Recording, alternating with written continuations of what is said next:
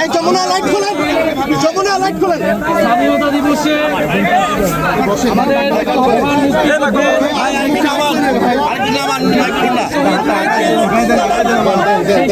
আজকে আমরা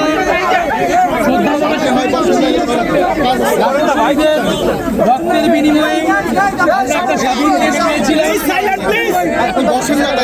এই বাংলাদেশের মানুষ ইতিহাসের বিভিন্ন পর্যায়ে রক্ত দিয়েছে, জীবন দিয়েছে স্বাধীনতা অর্জনের জন্য, গণতন্ত্রের জন্য, ন্যায় বিচার এবং অধিকারের জন্য।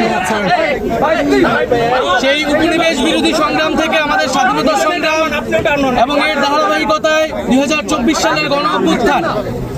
আমরা মনে করি যে আমাদের যে স্বাধীনতা অর্জিত হয়েছে এবং বারবার যেটা বেহাত হয়েছে এবং আমরা বারবার রক্ত দিতে হয়েছে জনগণকে, আমাদের যাতে সামনের দিনগুলোতে আমাদের যাতে আর রক্ত দিতে না হয় জনগণের, এমনটাই আমাদের প্রত্যাশা। আজকের দিনে আমরা যে গণতন্ত্র, মানবিক মর্যাদা, সামাজিক ন্যায় বিচারের জন্য লড়াই করেছি যুগ যুগ ধরে, এবং 2024 সালেও আমাদেরকে ফ্যাসিবাদ বিরোধী আন্দোলনে লড়াই করতে হয়েছে, গণঅভ্যুত্থান করতে হয়েছে।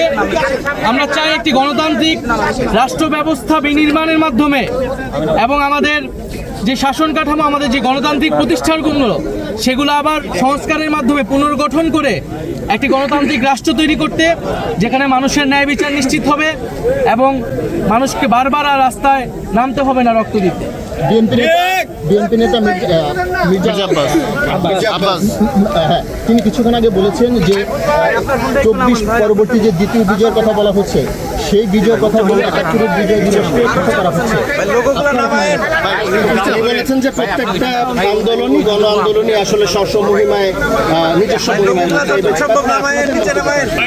আমি মনে করি যে 71 এবং 24 আলাদা কিছু নয়, বরং 24-এর গণ অভ্যুত্থানের মধ্য দিয়ে 71-এর যে স্পিরিট, সেটি পুনর্জীবিত হয়েছে।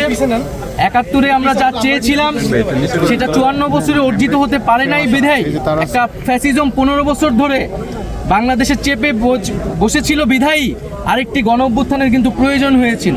ফলে আমরাও কিন্তু 71-এ যেই সাম্যের কথা বলা হয়েছিল, 24-এ কিন্তু সেই বৈষম্যহীন সমাজের কথাই আমরা বলছি।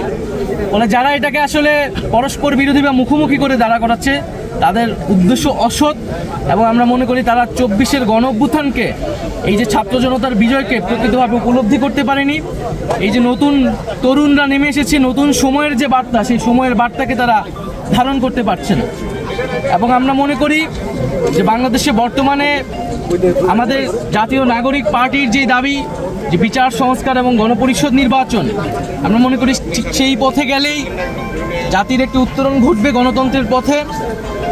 সংস্কার এবং বিচারবিহীন যদি নির্বাচন দেওয়া হয় এবং কেবল কোনো একটি দলকে ক্ষমতায় বসানোর জন্যই যদি নির্বাচন চাপিয়ে দেওয়া হয় সংস্কার এবং বিচার ছাড়া, তাহলে তা অবশ্যই মেনে নেওয়া হবে না। এবং আমরা দেখতে পাচ্ছি যে পুরনো সংবিধান এবং পুরনো বন্দোবস্ত এবং ব্যবস্থাকে আঁকড়ে ধরে রাখার চেষ্টা করা হচ্ছে। এবং আমরা মনে করি যে 24-এর গণ অভ্যুত্থান এবং আমাদের যে 71-এর সংগ্রাম, আমাদের 47-এর আজাদের লড়াই, এই সব কিছুর ভিতর দিয়ে আমরা যে স্বাধীন, সার্বভৌম, মানবিক মর্যাদা সম্পন্ন রাষ্ট্র পেতে দিয়েছিলাম, তার একটি সুযোগ এবং সম্ভাবনা আমাদের গণ অভ্যুত্থানের পরে তৈরি হয়েছে। আমরা কেবল ক্ষমতার লোভে ক্ষমতায় যাওয়ার জন্যই যাতে সেই সকল সম্ভাবনাকে নষ্ট করে না দেই। এবং আমরা দেখতে পাচ্ছি যে একদিকে ক্ষমতায় যাওয়ার জন্য এক ধরনের নির্বাচনকে চাপিয়ে দেওয়া হচ্ছে, বিচার এবং সংস্কার প্রশ্নকে পাশ কাটিয়ে, অন্যদিকে ফ্যাসিস্ট শক্তির পুনর্বাসনের জন্য নানা ধরনের পায়তারা চলছে। মনে করি এই সব কিছুকেই প্রতিহত করবে জাতীয় নাগরিক পার্টি। 24-এর গণ অভ্যুত্থানের আকাঙ্ক্ষা নিয়েই আমরা এগিয়ে যেতে চাই।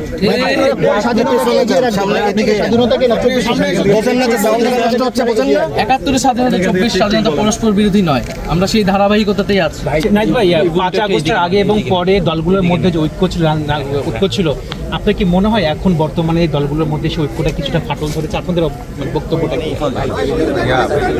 আমরা মনে করি যে জাতীয় ঐক্যের যে সুযোগ এবং যে পাটাতন তৈরি হয়েছিল, আমরা এখনো সেই পাটাতনেই আছি, কিন্তু এখন হয়তো বিভিন্ন দলের এজেন্ডা আলাদা হচ্ছে কিন্তু আমরা যদি 24-এর গণ অভ্যুত্থানের আকাঙ্ক্ষাকে বাস্তবায়ন করতে চাই, দেশের স্বার্থকে আমরা রক্ষা করতে চাই, তাহলে আমরা এই একই পাটাতনে থেকে আমাদের পরস্পর ভিন্ন মত, ভিন্ন লক্ষ্য থাকা সত্ত্বেও আমরা মনে করি সেই একই পাটাতনে থেকেই আমাদেরকে সামনের দিনে এগোতে হবে। আমরা মনে করি না যে জাতীয় ঐক্য বিনষ্ট হয়েছে বা বিনষ্ট হওয়ার মতো আমরাও চাই না, বাট কিন্তু যদি আমরা যদি আমাদের গণ অভ্যুত্থানের আকাঙ্ক্ষা, আমাদের যে জনগণের যে সংস্কার এবং পরিবর্তনের আকাঙ্ক্ষা, সেই আকাঙ্ক্ষা থেকে কেউ সরে যায়, তাহলে অবশ্যই তাদের সাথে আর ঐক্যের সুযোগ থাকবে না।